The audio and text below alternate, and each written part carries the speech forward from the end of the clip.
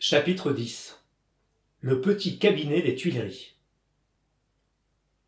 Abandonnons Villefort sur la route de Paris où, grâce au triple guide qu'il paye, il brûle le chemin, et pénétrons à travers les 2 ou 3 salons qui le précèdent dans ce petit cabinet des Tuileries, à la fenêtre cintrée, si bien connu pour avoir été le cabinet favori de Napoléon et de Louis XVIII, et pour être aujourd'hui celui de Louis-Philippe.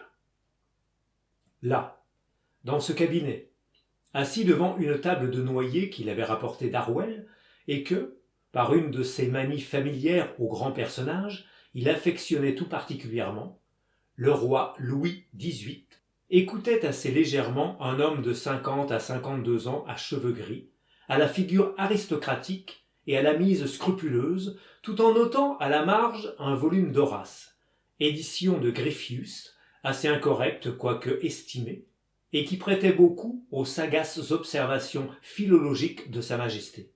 « Vous dites donc, monsieur, dit le roi, que je suis on ne peut plus inquiet, sire. Vraiment, auriez-vous vu en songe cette vache grasse et cette vache maigre? Non, sire, car cela ne nous annoncerait que cette année de fertilité et cette année de disette, et avec un roi aussi prévoyant que l'est votre majesté, la disette n'est pas à craindre. De quel fléau est-il donc question, mon cher Blacas?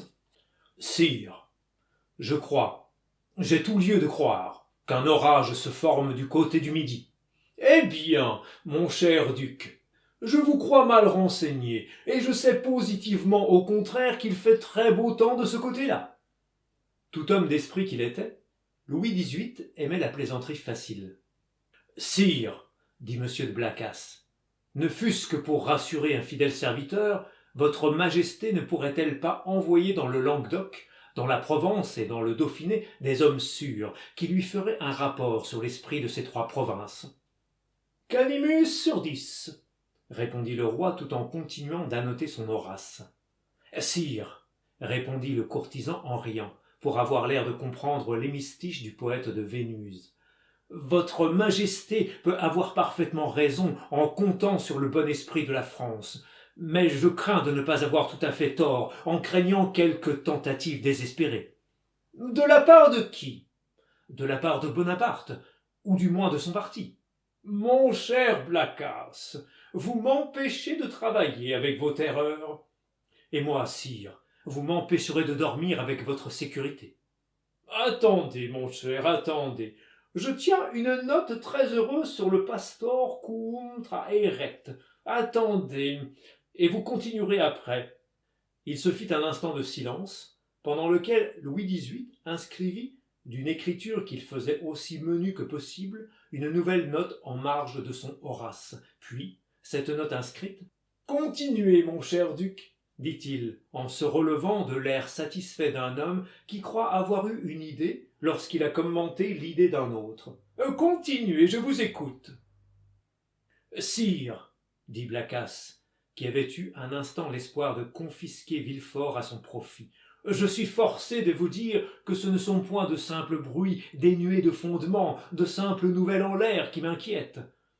C'est un homme bien pensant, méritant toute ma confiance et chargé par moi de surveiller le Midi. » Le duc hésita en prononçant ces mots, qui arrivent en poste pour me dire « Un grand péril menace le roi, alors je suis accouru, sire. » Mala ducis avi domum, continua Louis XVIII en annotant.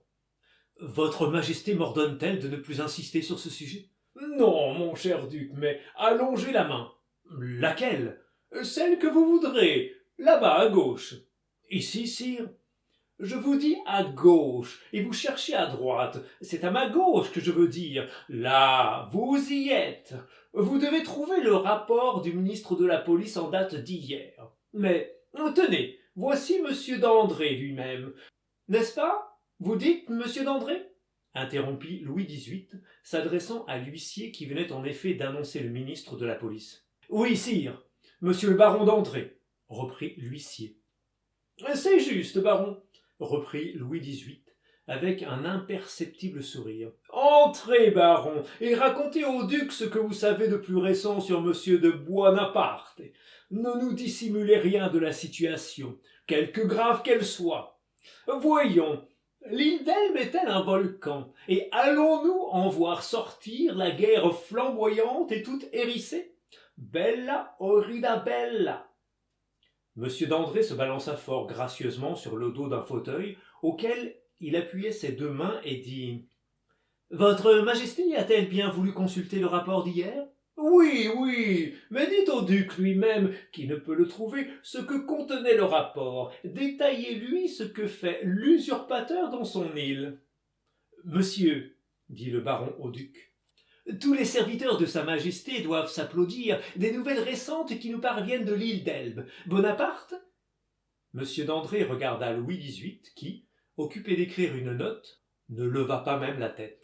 « Bonaparte, continua le baron, s'ennuie mortellement, et il passe des journées entières à regarder travailler ces mineurs de Porto Longone.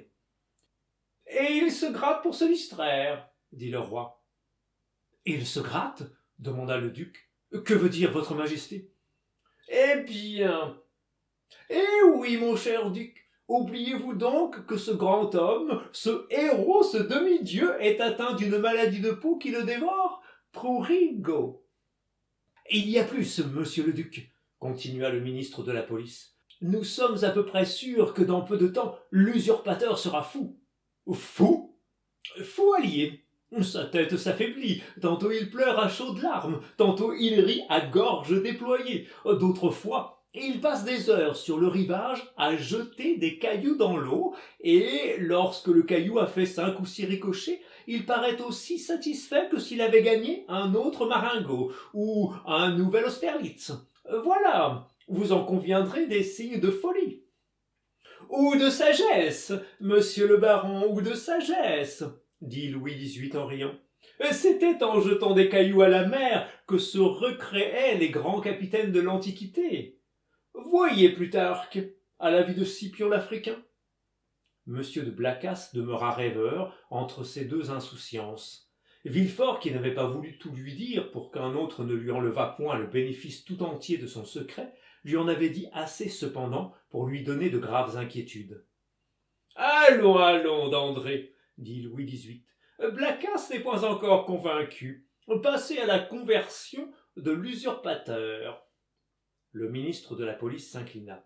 « Conversion de l'usurpateur » murmura le duc, regardant le roi et d'André, qui alternaient comme deux bergers de Virgile.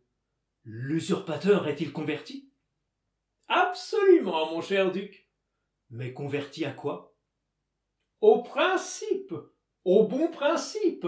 Expliquez cela, baron. »« Voici ce que c'est, monsieur le duc, dit le ministre avec le plus grand sérieux du monde.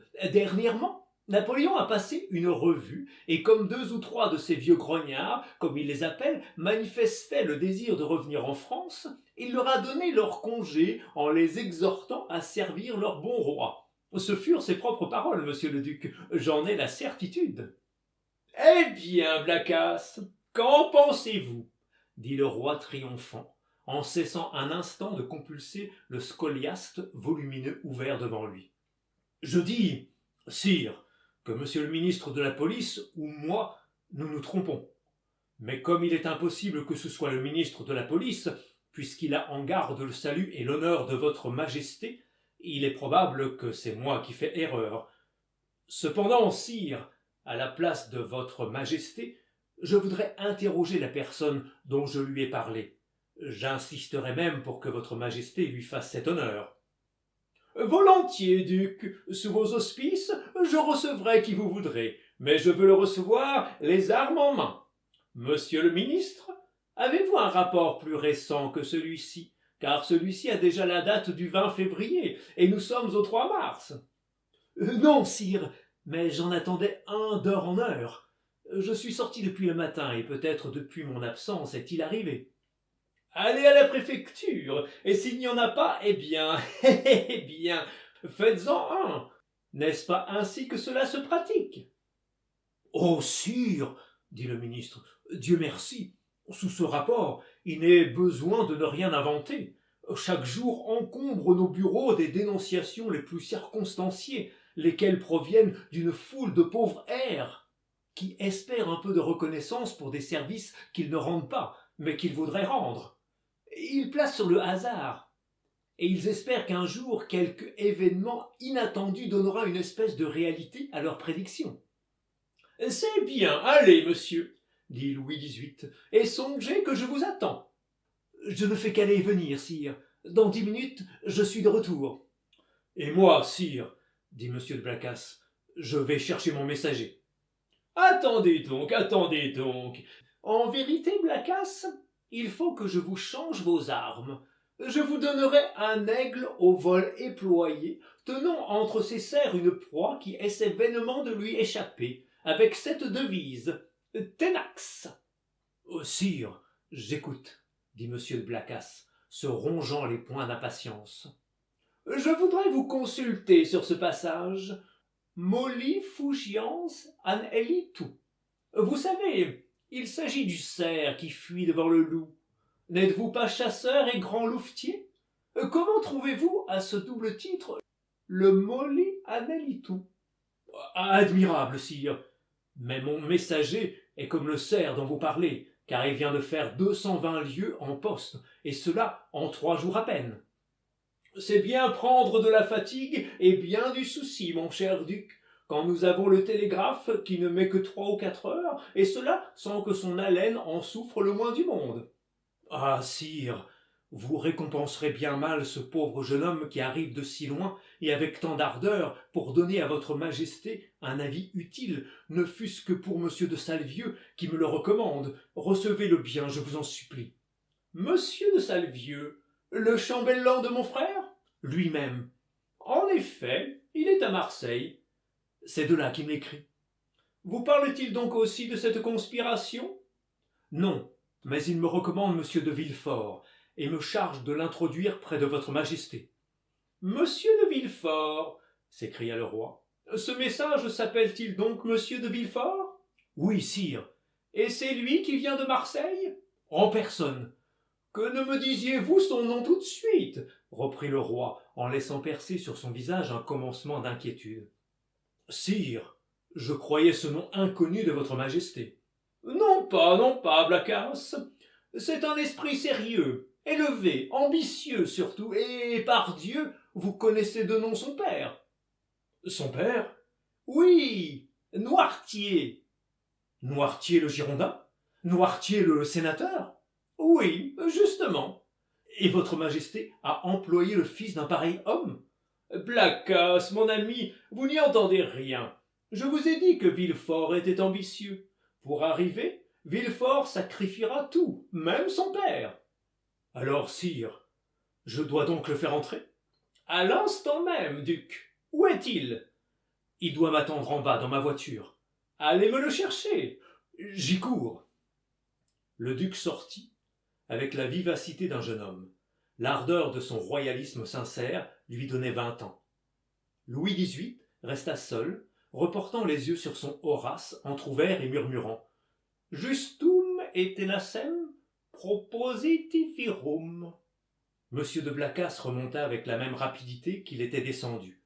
Mais dans l'antichambre, il fut forcé d'invoquer l'autorité du roi. L'habit poudreux de Villefort, son costume où rien n'était conforme à la tenue de cour, avait excité la susceptibilité de M. de Brézé, qui fut tout étonné de trouver dans ce jeune homme la prétention de paraître ainsi vêtu devant le roi. Mais le duc leva toutes les difficultés avec un seul mot, ordre de sa majesté, et malgré les observations que continua de faire le maître des cérémonies, pour l'honneur du principe, Villefort fut introduit. Le roi était assis à la même place où l'avait laissé le duc. En ouvrant la porte, Villefort se trouva juste en face de lui. Le premier mouvement du jeune magistrat fut de s'arrêter. « Entrez, monsieur de Villefort, » dit le roi. « Entrez !» Villefort salua et fit quelques pas en avant, attendant que le roi l'interrogeât. « Monsieur de Villefort, voici le duc de Blacas qui prétend que vous avez quelque chose d'important à nous dire. »« Sire, monsieur le duc a raison, et j'espère que votre majesté va le reconnaître elle-même. »« D'abord et avant toute chose, monsieur, le mal est-il aussi grand à votre avis que l'on veut me le faire croire? »« Sire, je le crois pressant, Mais grâce à la diligence que j'ai faite, il n'est pas irréparable, je l'espère.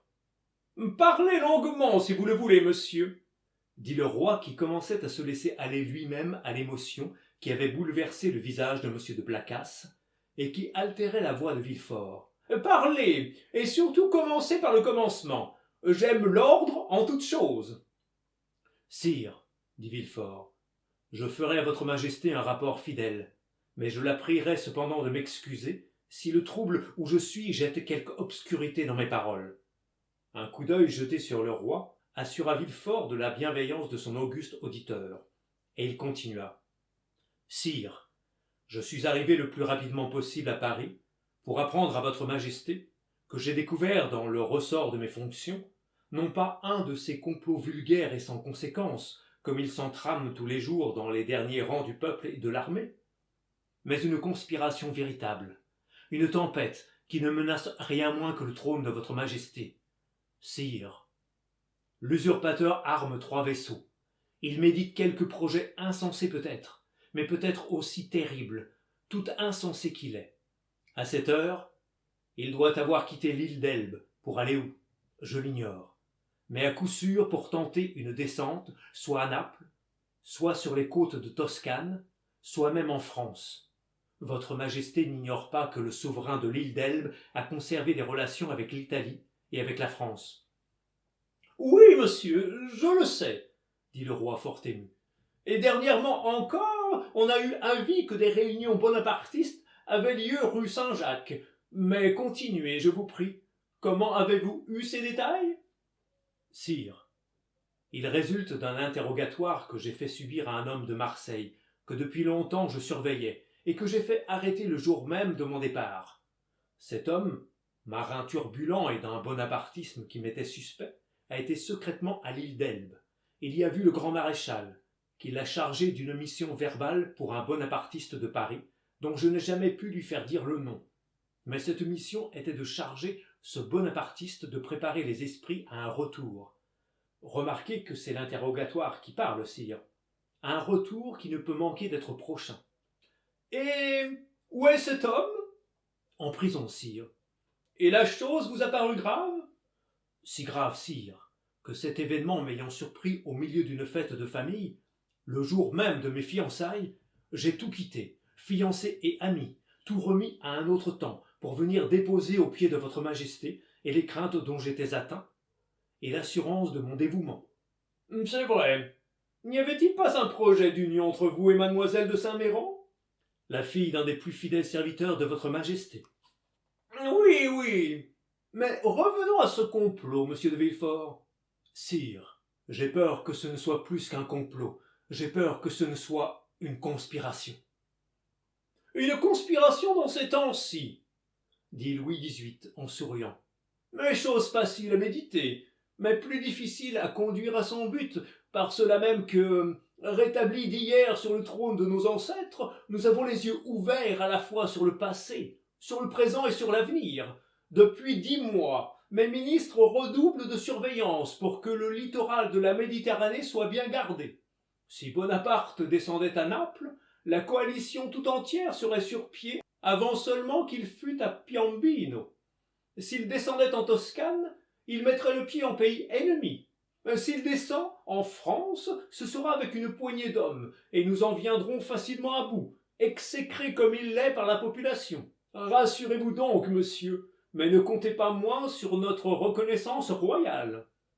Ah, voici monsieur d'André, s'écria le duc de Blacas. En ce moment parut en effet sur le seuil de la porte monsieur le ministre de la police, pâle, tremblant, et dont le regard vacillait comme s'il eût été frappé d'un éblouissement. Villefort fit un pas pour se retirer, mais un serrement de main de M. Blacas le retint.